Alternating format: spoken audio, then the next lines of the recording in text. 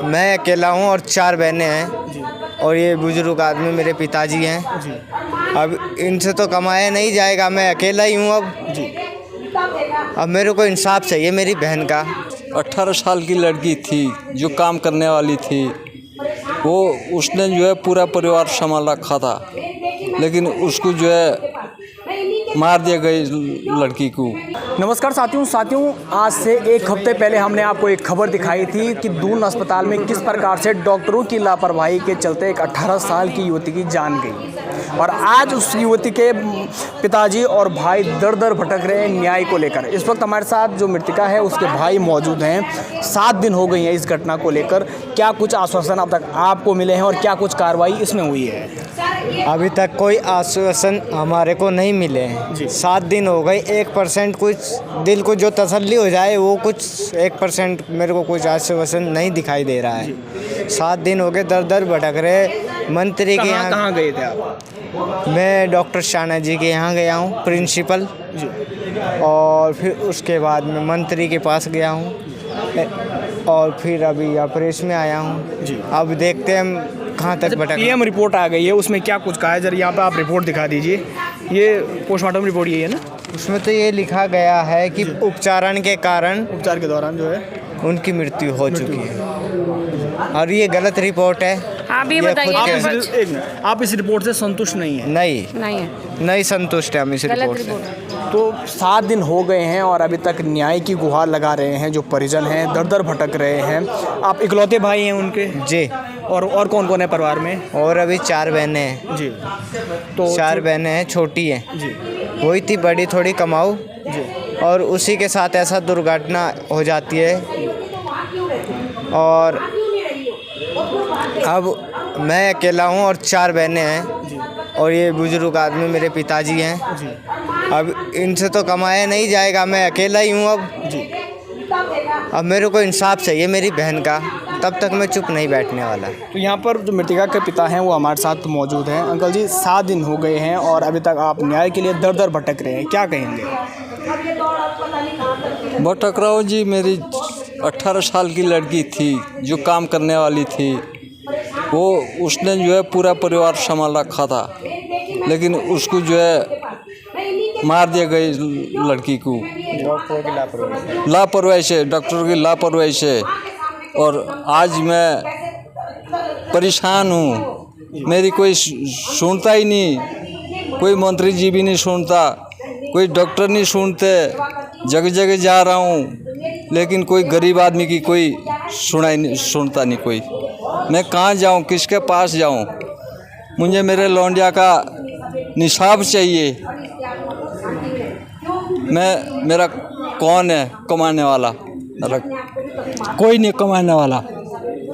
तो ये दर्द है एक पिता का जिन्होंने अपनी 18 साल की बच्ची खोई है, जिस बच्ची के ऊपर पूरे परिवार का दारोमदार था, जो बच्ची कमाती थी तब जाके परिवार का खर्चा चलता था। लेकिन अब इकलौते जो भाई हैं उनके ऊपर सारी जो जिम्मेदारियां हैं वो आ गई हैं। तो अभी आप क्या न्याय की मांग कर रहे हैं? और थाने में भी आप उस दिन गए थे, क्या कुछ वहाँ से आश्वासन मिला है? क्या जो डॉक्टर हैं जिनकी लापरवाही के चलते जान गई है उन पर कुछ कार्रवाई हुई अभी तक? अभी तक कोई कार्रवाई नहीं हुई। थाने वाले ये बोल रहे जब तक पोस्टमार्टम की रिपोर्ट नहीं आती तब तक हम कोई कार्रवाई नहीं करेंगे। अब पोस्टमार्टम की रिपोर्ट आ गई, उन्होंने तो अपने ही उसमें पोस्टमार्टम किया है दून में, तब वो रिपोर्ट बनाने वाले भी अपना आप ही हैं डॉक्टर और करने वाले भी अपना आप ही हैं। अब जैसे उनके हाथ में डॉक्टर की जैसे वो रिपोर्ट बना देंगे वैसे ही तो चलेगी सर। अब क्या करें? अब ये तो सरकार से गुजारिश है कि इंसाफ किया जाए मेरे साथ में जी। तो चलिए, यहाँ पे जो संगठन के लोग हैं वो भी इनके समर्थन में आए हुए हैं। जिस प्रकार से दून अस्पताल की लापरवाही के चलते एक बेटे की जान गई है और ये कोई एक मामला नहीं है, इसको लेकर क्या कहेंगे आप? हमें दून हॉस्पिटल वाले ये जवाब दे दे, जब बच्चे का पर्ची बनवाने ये इसका भाई गया हुआ था, पर्ची बनवा के वापस भी नहीं आया, उससे पहले आपने इंजेक्शन लगा दिया। जब डॉक्टर के पर्चे पे इंजेक्शन का नाम लिखा होगा, पेशेंट का नाम लिखा होगा, दवाई लिखी होगी, तभी तो आप इलाज शुरू करेंगे। या पेशेंट वहाँ पे या पेशेंट का नाम नहीं आया, पर्चा नहीं, बगैर उसके आपने इंजेक्शन लगा दिया। मरी कैसे लड़की? इंजेक्शन दूसरे को लग रहा था, इंजेक्शन उसको लग गया। इस लड़की को इंसाफ मिलना चाहिए। बाप की शक्ल देखो, उसे घर में कमाने वाला कोई नहीं था। वो लड़की कमाती थी 5-7-10 हज़ार रुपये कमाती थी, जब उसका गुजारा चलता था। उसका तो चूल्हा ही बंद हो गया। इनको इंसाफ मिलना चाहिए, इनके एक बच्चे को नौकरी मिलनी चाहिए, और जो लोग हैं उनको सस्पेंड किया, उनको जेल होनी चाहिए। आपका शुभ नाम? सर मेरा नाम गीता साहनी है। मैं यही कहूँगी कि इनको इंसाफ मिलना चाहिए। तो क्या कहेंगे आप इस घटना को? मैं ये कहूँगा जो आपके माध्यम से, मीडिया के माध्यम से, जो निशा है हमारे उत्तराखंड की बेटी है, जो दून हॉस्पिटल में जो हादसा हुआ रात को, उस दिन 1 हफ्ते पहले, 1 हफ्ता हो गया हादसे को, उस पर कोई सरकार ने अभी तक कोई संज्ञान नहीं लिया। पहले तो सरकार को संज्ञान लेना चाहिए, ठीक है। और उस पर जो उसकी रिपोर्ट आई वो भी सही नहीं आई है, वो पोस्टमार्टम की रिपोर्ट भी सही नहीं आई है। और जो उसके जो आगे वो सरकार के लोग हैं, मुख्यमंत्री से बड़ा तो कोई इससे ऊपर है नहीं उत्तराखंड में, तो मुख्यमंत्री जी की बात जानी चाहिए, संज्ञान जाना चाहिए आप लोगों की तरफ से, मीडिया की तरफ से, कि मुख्यमंत्री संज्ञान लीजिए, परिवार से मिले आके या मिल के जैसा भी मीटिंग करके उससे उसके संज्ञान में लीजिए, और तो दोषी को वो करनी चाहिए, उसे दोषी को सज़ा मिलनी चाहिए। और जो उस पर यह है कि उसके परिवार को एक, हम लोगों की सबकी वो है मांग है कि परिवार के एक बंदे को कोई रोज़गार मिलना चाहिए। और अगर इस पर कोई भी एक्शन नहीं लिया जाए तो सब पूरा उत्तराखंडी जितने भी बेटी का मिल के पूरा वो करेंगे, धरना प्रदर्शन करेंगे और पूरा। तो इस वक्त हमारे साथ मौजूद हैं बचना शर्मा जी, जो उस दिन घटना स्थल पर मौजूद थे, दून अस्पताल में मौजूद थे। आज 7 दिन हो गए हैं, लेकिन अभी तक न्याय दूर दूर तक दिखाई नहीं दे रहा है। क्या कहेंगे? जी सर, ये घटना मेरे सामने हुई है और बहुत दुखद घटना हुई है। 5 मिनट के अंदर लड़की की मृत्यु हो जाती है। बात कर रही थी वो लड़की हमसे, और अपनी माँ से भी बात कर रही थी, और इतनी सीरियस भी नहीं थी लड़की। बाइक में आई विकास नगर से, और ये देखिए कि जैसे ही गलत इंजेक्शन लगा, वैसे ही लड़की की डेथ हो जाती है, और वो नर्स वहाँ से भाग जाती है। और अभी धांधलेबाजी देखिए ना, दूसरे दिन भाई पर्चा लेने गए, उन्होंने ये क्या बोलते हैं, इंजेक्शन लगा दिया नर्स ने, वो डेथ हो गई।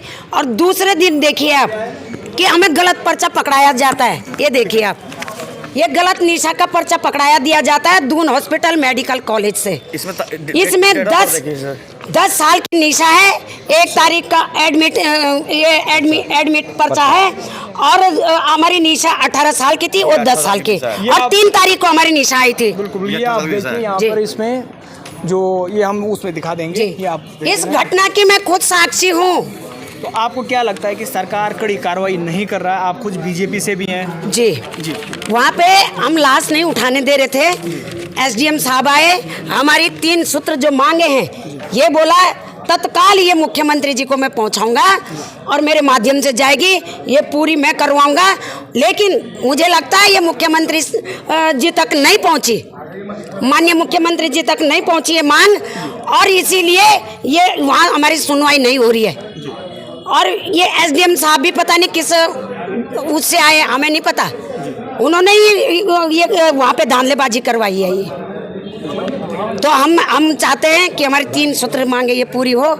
जो परिवार है उसको, एक तो परिवार में लड़की को नौकरी मिले, उचित मुआवजा मिले, दोषियों को कार्रवाई हो, और जो पूरा दून हॉस्पिटल बोलो, चाहे कोई सा भी हॉस्पिटल बोलो देहरादून का जो सरकारी है, पूरा जो मेडिकल क्या बोलते हैं वो है रेफर सेंटर बन गए, और दूसरा वो जो अनट्रेंड डॉक्टर है उनके ऊपर चल रहा है।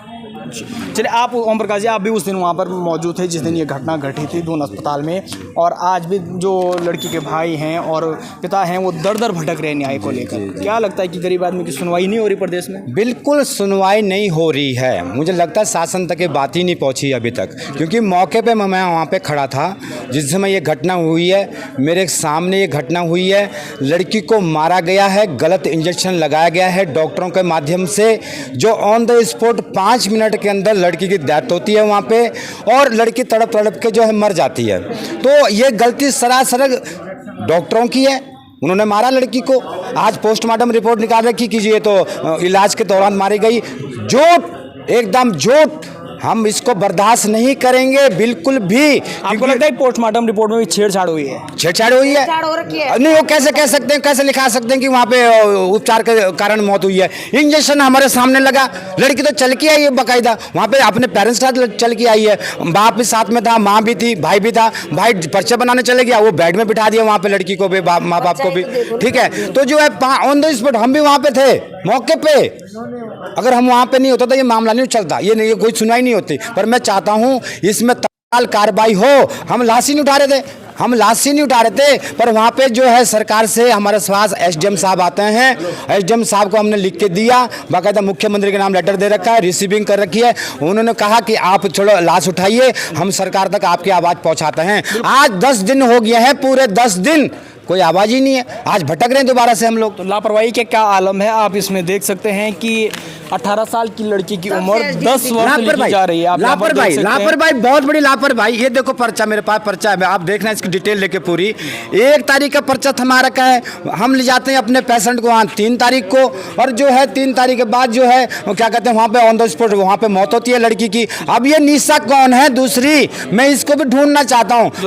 हाँ, जो 10 साल की है, 10 साल की निशा जो है, इसको भी मार दिया शायद, मुझे ये लगता है कि उसको भी मार दिया डॉक्टरों ने। इसके साथ भी इंसाफ होना चाहिए। अब आप बताइए कि किस प्रकार डॉक्टरों की लापरवाही लोगों की जिंदगियों पर भारी पड़ रही है, क्या कहेंगे? डॉक्टर की लापरवाही ये हुई, डॉक्टर मैं भी वहाँ एडमिट था, डेंगू में था, एडमिट था वहाँ पे। तो डॉक्टर ने अपना उठ के कुछ काम नहीं किया, सिस्टर को आगे आदेश दिया। लड़की आई, सिस्टर को बोला कि आप ये इंजेक्शन नाम बताए उनको कि ये इंजेक्शन आप दे दीजिए। सिस्टर ने 3 इंजेक्शन एक साथ फोड़े और फोड़ के तुरंत लड़की के लगाए। जैसे लड़की के लगे तो लड़की थोड़ी देर हल्ला, मतलब आवाज़ हुई, आ करके चिल्लाई, वो थोड़ी थोड़ी आवाज़ निकली मुझे, चिल्लाने के बाद बस वो खबाई पे उससे प्राण निकल गए और वो खत्म हो चुकी थी। तो आप देख सकते हैं कि किस प्रकार की जो लापरवाही है देहरादून अस्पताल की, वो एक लड़की की ज़िंदगी पर भारी पड़ गई, क्या कहेंगे? मैं ये कह रही सर, ये अगर मैं वहाँ नहीं होती तो ये मामला दबा देते। क्यों? क्योंकि मेरा जाना भी कैसे हुआ सर वहाँ पे। दून हॉस्पिटल में मेरी बेटी एडमिट थी, ये सॉरी कॉर्नेशन में मेरी बेटी एडमिट थी। तो जब हमारी छुट्टी हुई 3 तारीख को, तो वहाँ पे एक अनाथ आदमी था कॉर्नेशन में, तो उसको अनाथ आश्रम भेजना था। तब किसी ने बताया कि विजय नाम का है कि दून हॉस्पिटल में वो भेजता है। तो तब आई थी मैं, तो तब तक हमारे गाँव की थी, एक क्षेत्र की, उसने जहर खा रखा था, तो उसको भी उन्होंने एडमिट नहीं कर रखा था, उसको एडमिट करवाया। तब तक ये निशा आ गई, तो ये निशा ही चल के आई, बात करी इसने खूब हमसे, लेकिन जब गलत इंजेक्शन लगाना था उसको, जो जिसने जहर खा रखा लगा दिया इसको, और ऐसे भागी वो नर्स वहाँ से। आज तक मुझे नहीं दिख रही हो, आज तक नहीं दिख रही। तो चलिए देखते हैं अब शासन प्रशासन क्या कार्रवाई करता है। वो तमाम अपडेट आपको देते रहेंगे। देखते रहिए न्यूज़ स्टूडियो उत्तराखंड।